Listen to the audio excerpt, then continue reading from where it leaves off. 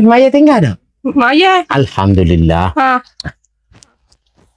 Habis dalam perjalanan menuju ke rumah satu keluarga asnaf yang anak-anaknya semua autism.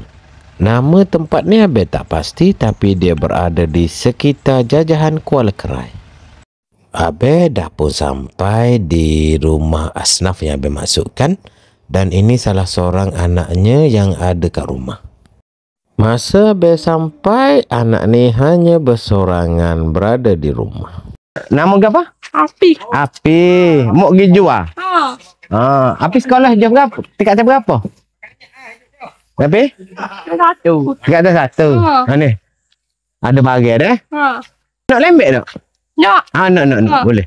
Lembek. Main Pi, tunjuk ke ayah rumah Pi.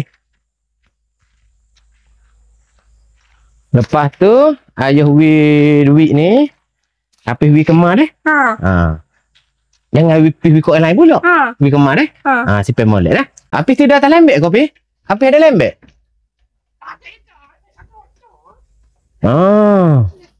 Nak tak mana lembek? Lampu.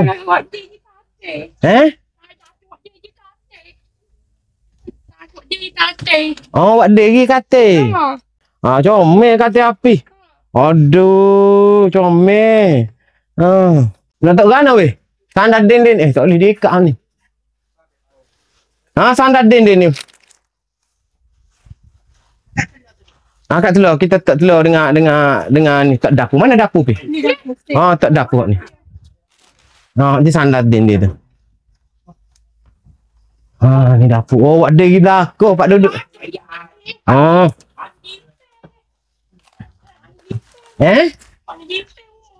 Tu apa tu Pi? Bilik air. Okey. Sandar sini lah. Sandar sini. Api? Mai. Ayah pergi dulu dah. Yang lala tu. Pergi komok dah. Okey. Ayah pergi dulu. Allah.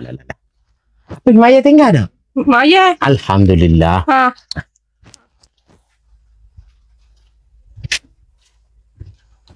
Kreatif juga suami bapak budak tu tadi, bapak si Hafiz tu tadi. Dia buat meja, dia buat katil anak dia. Kan dengan kayu semua.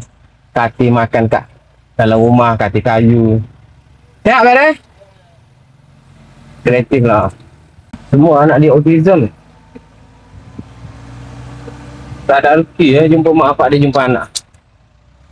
Sebenarnya hari ni kira hari kedua kita menyantuni golongan-golongan asnaf di Latarak, Kuala Kerai. Beres.